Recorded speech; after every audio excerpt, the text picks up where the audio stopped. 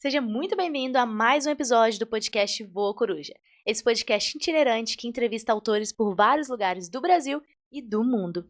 Nessa edição especial, estamos aqui em São Paulo conversando com os autores que participaram do nosso programa de Miami. E dessa vez temos aqui a honra de receber a Dani para conversar um pouquinho sobre todo esse processo que ela trouxe dentro do nosso livro e também sobre as coincidências da vida, que daqui a pouco eu vou explicar para você que ficou curioso por quê e como que a Dani entrou aqui nesse nosso projeto. Então conta pra gente, Dani, um pouquinho sobre você, a sua biografia aí resumida, pra gente entrar nos assuntos aqui do dia. Tá bom. Bom, primeiro deixa eu dizer que quem está honrada por estar aqui sou eu. Como você falou, coincidências da vida, entre aspas, né? Por coincidências da vida eu estou aqui. Bom, vamos lá, eu tenho 54 anos, eu sou bacharel em Direito, eu estou desde os 24 no mundo corporativo. E foi uma jornada bem legal, porque logo eu consegui galgar posições de liderança, e por isso que o meu capítulo no livro diz respeito à liderança, né? Eu sempre trabalhei em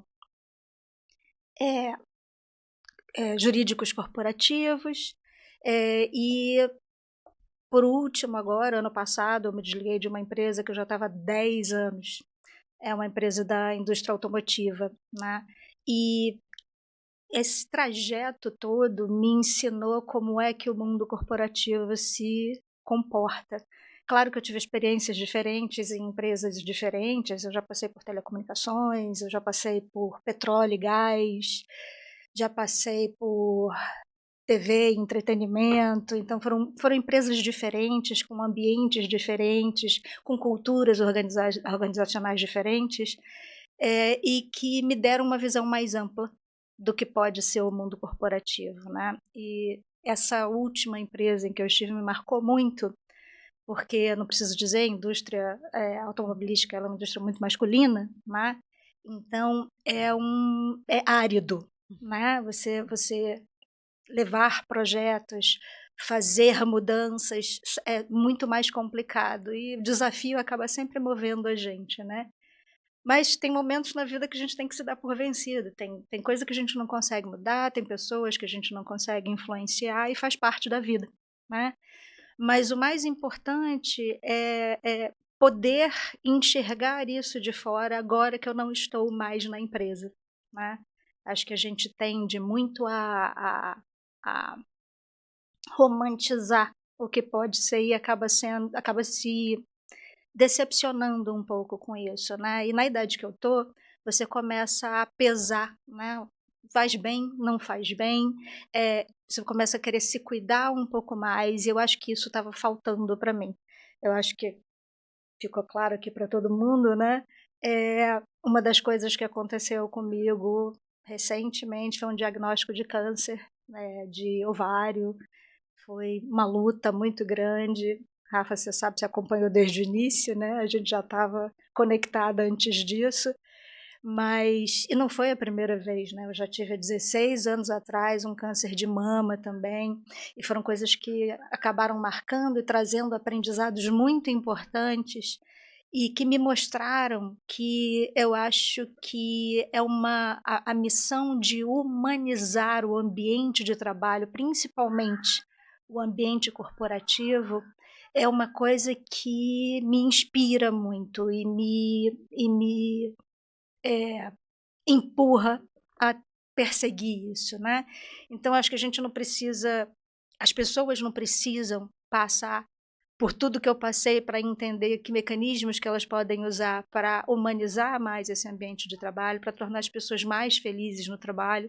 A gente tem tanto essa frase pronta dizendo, vamos separar o trabalho da vida pessoal. E no final das contas, isso pode parecer saudável, mas não é, porque a gente é uma coisa só. Então a vida da gente, ela está muito entremeada com o trabalho. A pessoa que você é no trabalho, necessariamente, tem a ver com a pessoa que você é na sua vida.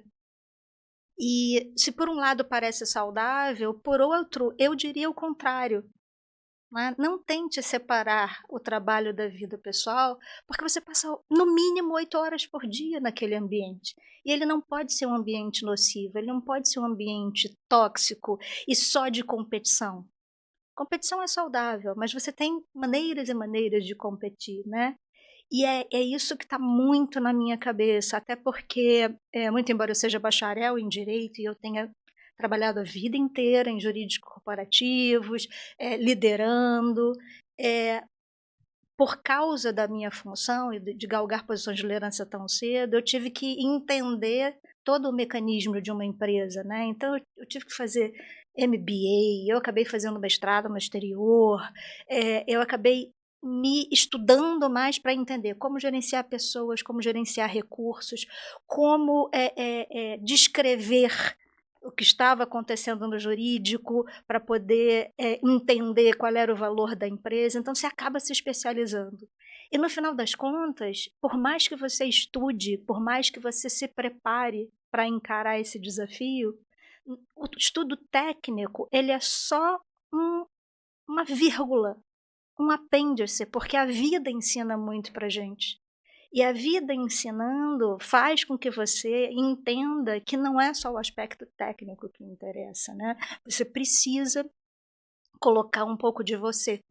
E não é à toa que o capítulo do livro chama Autenticidade, Amor e... esqueci.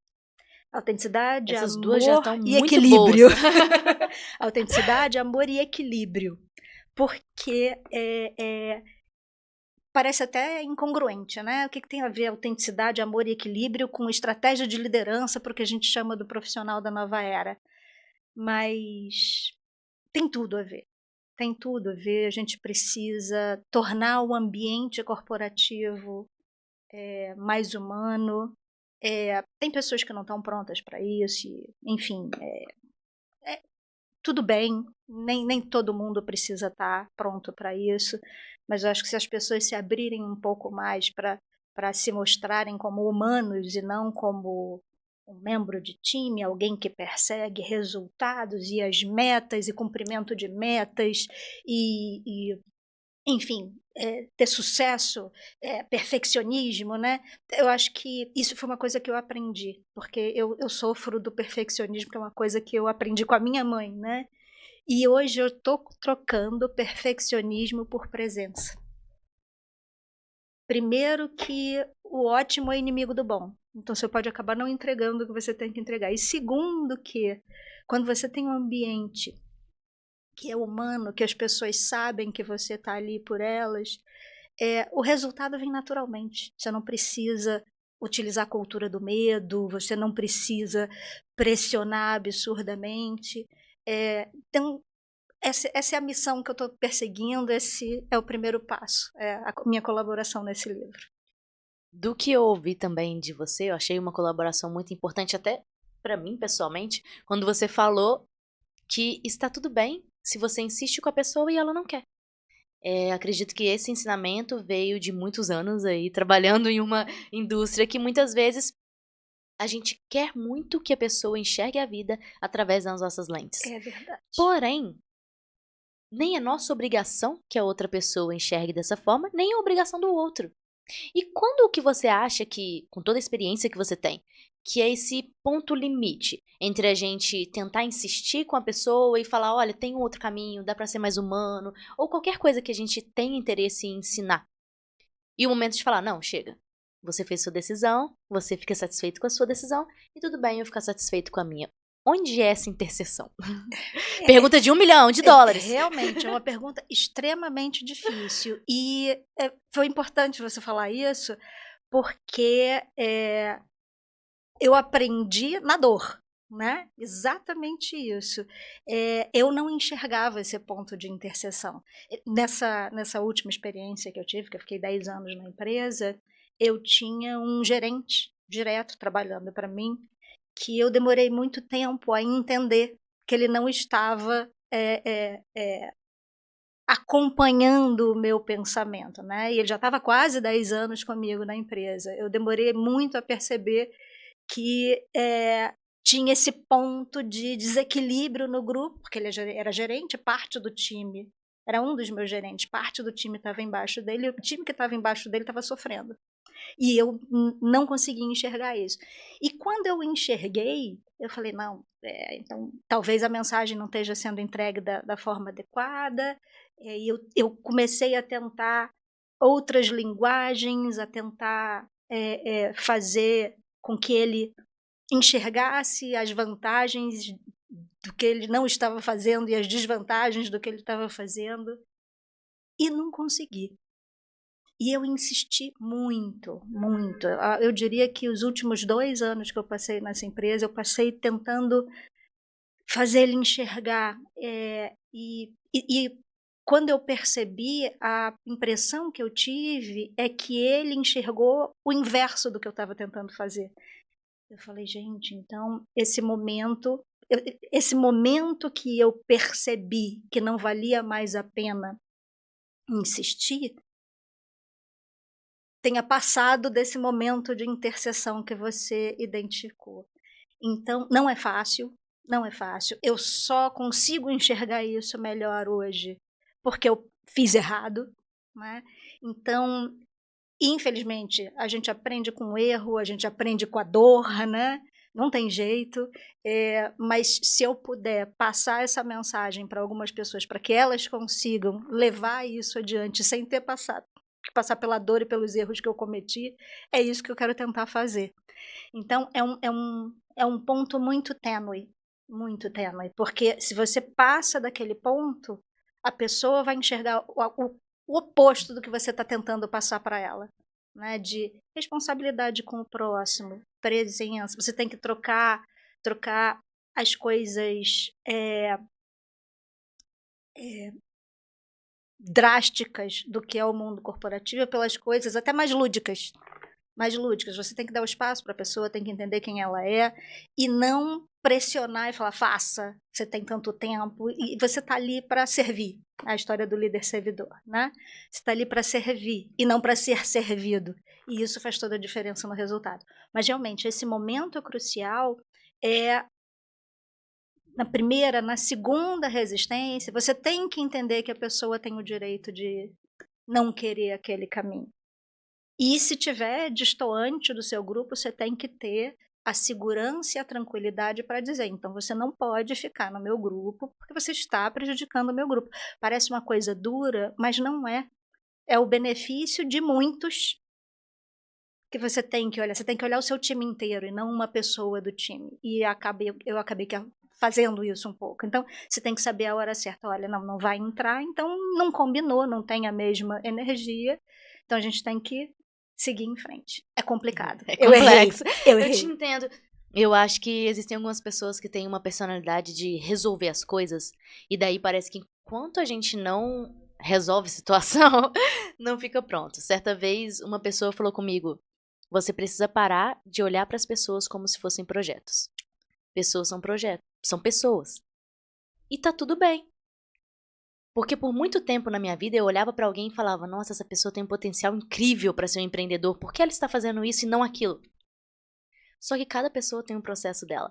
E aí se você olha para a pessoa como um projeto, você sempre vai ter ali um tijolinho para ajudar. Às vezes, aquele tijolinho que você colocar vai avançar a vida dela em 10 anos. Mas ela não quer, ela precisa viver aqueles 10 anos ali sem pular essa fase. É isso. Então essa frase, né, me mexeu muito nesse aspecto, porque às vezes a gente realmente quer acelerar o crescimento de uma pessoa e tem pessoas que são muito propícias a isso. E aí se a gente vai lá, dá um toque na pessoa, já resolveu e ela fica grata, fica satisfeita. É com essas pessoas que a gente precisa lidar, porque vai ter a reciprocidade. Mas daí às vezes a gente fica preso justamente num sistema em que a gente não está sendo receptivo nem dando nem recebendo. Porque bloqueia a energia. E aí todo bloqueio de energia causa um conflito. Exato. Então acredito que realmente a gente precisa saber onde é esse ponto de interseção para que a gente não ultrapasse e saiba fazer bem, tanto para o outro quanto para nós mesmos. Porque no final das contas, quando a gente fica batendo muito numa tecla com alguém que não está disposto, a gente cansa a nossa própria tecla, não a da pessoa. É verdade. É verdade. A pessoa recebe a mensagem contrária. Sim. Na mensagem contrária. Tá me perseguindo. Não, não é isso. Exatamente.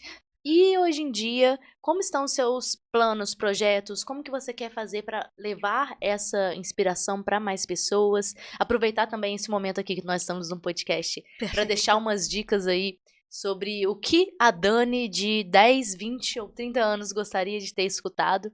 Acho que é muito válido porque, como vocês podem perceber, nós temos várias pessoas sendo entrevistadas aqui nesse nosso programa de Miami, altamente qualificadas. Pessoas que, como a Bela, que esteve no episódio anterior, que por muito tempo construiu uma carreira corporativa e agora voltou pro canto. Pessoas que lá em Miami, que trabalham com música, com arte, com o desenvolvimento humano de uma forma geral. E tenho certeza que tem pessoas que estão nos assistindo que olham para vocês como inspirações. De pessoas que almejaram cargos importantes, pessoas que internacionalizaram as suas carreiras. Então é muito importante que vocês, nesse lugar que vocês estão de fala, deem boas dicas para quem está começando. Então deixo em aberto aí essas dicas que você pode contribuir. Ah, perfeito. Bom, primeiro meus planos, né? Eu estou num momento de transição de carreira, né? Eu estou aproveitando, eu já estava aproveitando um sabático antes do diagnóstico, né? E de que realmente ter que dar uma parada para focar nisso, para ficar bem. E foi a melhor coisa que eu fiz. Hoje eu estou com um reconhecimento de cura, até, quer dizer, não tem mais nada no meu organismo que possa fazer nada. Então, eu estou muito feliz com isso. Eu acho que valeu a pena. Então, estou querendo retomar o meu sabático, né? Eu estava muito dedicada à empresa que eu estava antes, ao grupo que eu estava antes. Aliás, é o que eu mais sinto falta, era o meu time lá. Mas hoje eu estou olhando de uma forma diferente. Se eu tenho uma missão a cumprir, eu tenho que entender qual é o lugar adequado para cumprir essa missão, né? Então, eu tenho algumas ideias. Eu estou com a ideia de empreender justamente para trazer não só uma mensagem técnica para a gestão de jurídicos, mas também uma mensagem humanizada para... Não vamos gerir só recursos, vamos gerir recursos, gerir pessoas, né? Então, isso é uma ideia embrionária, mas ela existe. Agora, a ideia que está mais me atraindo ultimamente é a vida acadêmica, porque eu acho que quando você se aproxima do estudante, você consegue plantar sementes, né? Plantar sementes. Tem uma frase do Feyerabend que eu amo. Eu quero plantar sementes mesmo que eu não veja a colheita. E eu acho que é um pouco disso que está dentro de mim agora, né? Então eu estou com planos de fazer mais um mestrado, pegar um doutorado, justamente para começar uma carreira acadêmica e estar próximo de quem é dono do futuro. Porque a verdade é essa, né? Quando as pessoas estão numa faixa etária mais avançada, a intenção de mudança ela pode ser muito menor do que num jovem que está aceitando a formação. O jovem é uma esponja, né? E se eu puder passar para o máximo de jovens possível esse tipo de recado, se eu conseguir plantar uma sementinha e fizer desses profissionais do futuro líderes melhores ou membros de time melhores, eu já vou estar mais do que satisfeita. Então, eu estou mirando muito nisso, muito nisso. E, enquanto isso, vou continuar com as minhas ideias de sabático, como viagem. Eu estava viajando bastante, eu sou uma pessoa que adora ter hobbies, então esquiar, que era coisa que eu não tinha tempo, porque o ambiente corporativo te absorve de um jeito. Quantas vezes eu tive que cancelar férias que eu não consegui? Então, esquiar, fazer expedições 4x4, fazer trilhas na natureza. Eu amo a natureza. Então, eu estou me aproximando do meu eu, reaproximando do meu eu, até para ter a capacidade de passar de uma maneira melhor essa mensagem que eu quero passar. Por aí. E dicas, eu acho que a principal dica é essa, não se prenda à sua idade ou à sua condição. Eu estou com 54 anos, eu estou aqui com um plano de fazer mais um mestrado, mais um doutorado. para abrir mais a cabeça e chegar mais perto do jovem. Devo completar esse plano, se eu conseguir seguir ele até o fim, lá para os 60 anos. E tá legal, é isso. Por que não? Se fosse 70, eu também não ia abandonar esse sonho. Então, você que acha que já está numa fase da vida que não faz mais diferença mudar uma coisa ou outra, repensa isso. Olha para dentro, olha para as pessoas que estão à sua volta. Isso é vida profissional e vida pessoal.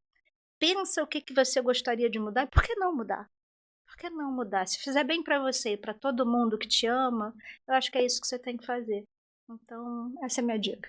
Muito bom, muito forte. E agora, só para não deixar de cumprir o que eu prometo, porque eu sou apegada às promessas que eu faço, conta um pouquinho pra gente como que foi que você chegou aqui no nosso projeto, como você conheceu o Edel, porque eu disse um pouco sobre essas coincidências da vida e alguém pode ter ficado curioso para saber. É verdade, não contei. Bom, eu estava no início do meu sabático, ia pegar um voo para visitar uma amiga nos Estados Unidos, saindo aqui de São Paulo, e eu estava com aquele problema que todo mundo um dia na vida cai, né? Eu estava com um visto dos Estados Unidos válido num passaporte vencido e um passaporte válido sem visto. Eu não sei, eu estava viajando muito, né? Eu já tinha começado o meu sabático, eu separei os 2 passaportes e saí correndo já meio que atrasada para pegar o avião, com um passaporte só. Quando eu chego lá para fazer o check-in, a moça da American Airlines abre, vira para mim e fala assim: a senhora sabe que a senhora precisa de visto dos Estados Unidos para entrar no país, né? Aí eu olhei para a mão dela, eu vi um passaporte só, abri minha bolsa, estava em casa. Isso, faltava meia hora para fechar o check-in. Eu falei: meu Deus, eu não acredito nisso. Minha amiga vai me matar, Adriana. Minha amiga vai me matar se eu não conseguir ir. E aí eu falei: tem algum outro voo? Aí ela: tem daqui a 1 hora. Aí eu olhei o relógio, eu moro um pouquinho distante, nem é tão distante, né? Mas o trânsito em São Paulo é muito louco. Falei: gente, dá tempo de eu ir em casa, pegar o outro passaporte e voltar. E essa moça foi muito simpática comigo. Não, pode deixar, deixa eu perguntar. Perguntou pro gerente: olha, tá vazio o voo, eu já vou deixar seu check-in pronto, porque aí é só você chegar aqui e entregar o passaporte com visto. Tá bom. Corri, voltei. Quando eu voltei, esta moça estava atendendo o Edel. Eu fui atendida por outra pessoa. Eu falei: olha, expliquei tudo o que aconteceu. Ele perguntou: você já fez o check-in dela? Fiz e tal. Rapidamente resolveu a minha questão. E o Edel continuava com ela. Eu me aproximei dos dois, fiquei esperando um pouquinho. O Edel gosta de conversar, né? Aí chegou uma hora que eu falei: olha, você me perdoa interromper, mas é que eu preciso muito falar com essa moça. E eu estava realmente agradecida. Realmente agradecida. Então eu fiz questão de pegar na mão dela e dizer: olha, muito obrigada pela ajuda que você me deu, porque eu tenho uma amiga que vai ficar muito feliz de eu chegar lá, mesmo que um pouco atrasada. Então eu fiquei muito agradecida, como ela facilitou o que poderia ter sido um problema enorme. E vim embora. E o Edel veio junto. E a gente começou a conversar, porque entra em fila de segurança e tal. A gente começou a conversar, poxa, ele veio falar comigo: poxa, que bonito, você estava realmente agradecido. Eu falei: não estou mesmo, porque olha, eu fiz uma confusão, contei a história toda para ele e tal. Aí ele me contou: eu estou aqui no Brasil, eu moro em Miami, mas eu estou aqui no Brasil para lançar o meu livro. E eu falei uma frase para ele: tá na minha bucket list. No meu sabático, né, a bucket list do sabático também era isso. Aí ele: como assim? Ainda vou escrever um livro, quer dizer, um livro para começar, eu quero depois estender isso. Aí ele: é mesmo?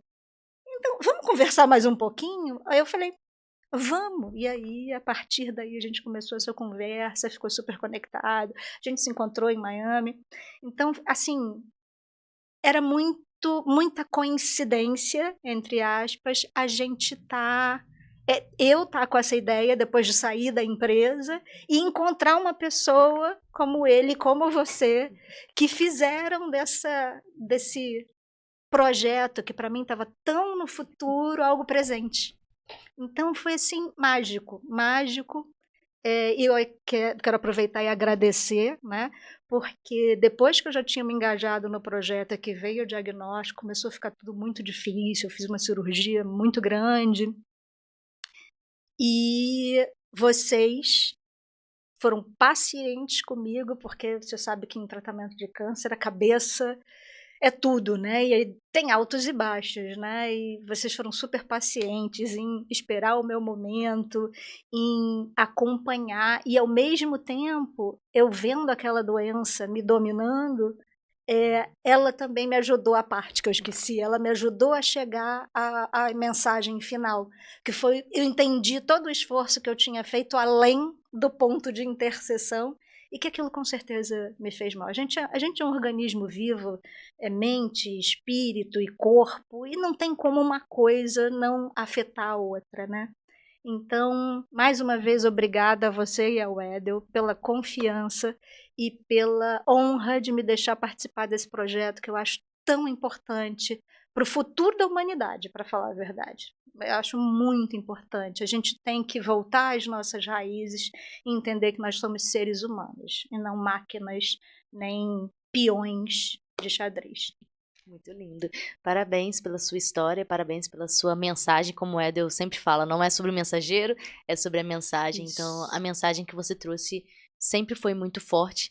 E como eu e o Edel já repetimos, a gente falou, vamos deixar ela tranquila para ela tomar uma decisão. E você tomou a decisão de ir, independentemente das circunstâncias.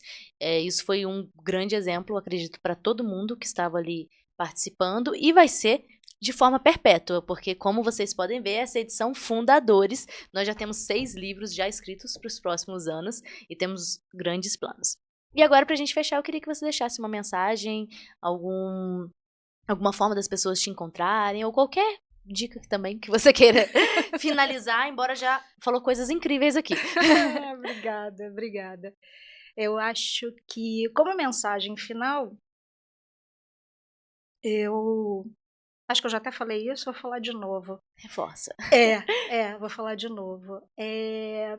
Nunca pensem que é tarde demais para nada na vida de vocês. Porque eu passei os últimos 10 anos workaholic, escrava do trabalho, acreditando que eu podia fazer funcionar aquilo mesmo num ambiente, numa cultura organizacional diferente. E não foi verdade. Então, até isso a gente tem que ter clareza para ver, olha, para de insistir, o desafio é grande porque ele, neste momento, é intransponível. Talvez alguém, no futuro, encontre outro ambiente e consiga fazer isso. Estou falando de uma empresa, mas isso vale para qualquer empresa. O que a gente não quer na vida da gente é ter que passar 8 horas num ambiente que não é agradável, que não é acolhedor, e que traz algum tipo de angústia. Nós somos seres humanos e a gente tem que lidar com esses sentimentos. E esses sentimentos não ajudam, eles atrapalham. Então a gente tem que saber a hora de mudar a partir do nosso bem-estar. Se a gente esquece do nosso bem-estar, a gente esquece de todo o resto. Família, amigos e até do resultado do trabalho. Então isso é muito importante, gente. Nunca é tarde para nada na vida. Vale a pena mudar de emprego, vale a pena trocar o certo pelo incerto, porque quanto mais a gente alimenta a nossa humanidade, melhor a gente sente a vida e mais fácil a gente atrai aquilo que é bom para a gente. Então, não tenham medo. Mudança é bom. Nunca é tarde. Muito lindo, parabéns. Muito obrigada pela sua contribuição no livro, no nosso programa e também pela contribuição hoje aqui no nosso podcast. Eu que agradeço a honra de estar aqui com você. Eu que agradeço pela sua presença, tanto no nosso projeto, quanto aqui hoje no nosso podcast com esses vários insights importantes. E para você que nos acompanhou, a minha mensagem final também é similar à mensagem que a Dani deixou. Para que você não se prenda àquilo que te aprisiona. Às vezes a gente fica insistindo em muitas coisas que não dão certo porque não são para nós. Então pense um pouquinho se a montanha que você está subindo é a sua montanha. Porque às vezes se os desafios estão grandes demais, é porque você está subindo a montanha errada. E está tudo bem, como a Dani trouxe, recomeçar. Subir a qualquer momento da sua vida uma nova montanha. Muito obrigada pela sua atenção e eu te espero no próximo episódio.